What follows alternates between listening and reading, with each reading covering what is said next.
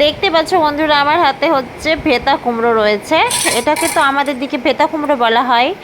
মানে আমি ছোট থেকে এই নামে যেহেতু জানি, সেহেতু আমি এটাকে ভেতা কুমড়োই বলি। জানি না তোমাদের দিকে এই কুমড়োটার নাম কি। তো তোমাদের দিকে কি নাম সেটা অবশ্যই কমেন্ট করে জানিও।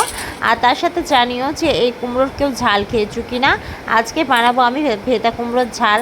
তো সেই কারণে তোমাদেরকে বললাম যে কমেন্ট করো। নমস্কার বন্ধুরা, আমি তোমাদের সকলের প্রিয় মিলিদি। তো কেমন আছো সবাই? আশা করি সবাই খুব ভালো আছো। তো যতবারই ভাবি জানো, আমি যে ব্লগ ভিডিও বানাবো কিন্তু আমার একটু সমস্যা হয়ে যায়, কারণ আমি ভালো করে এডিট করতে পারি না।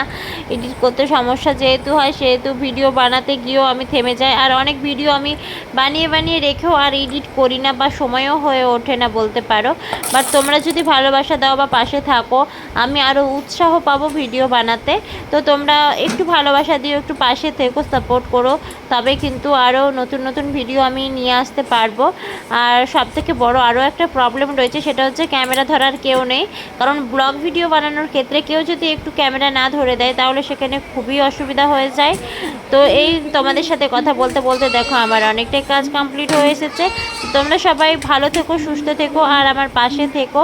আর তোমরা পাশে থাকলে আমিও চেষ্টা করব তোমাদের পাশে থাকার।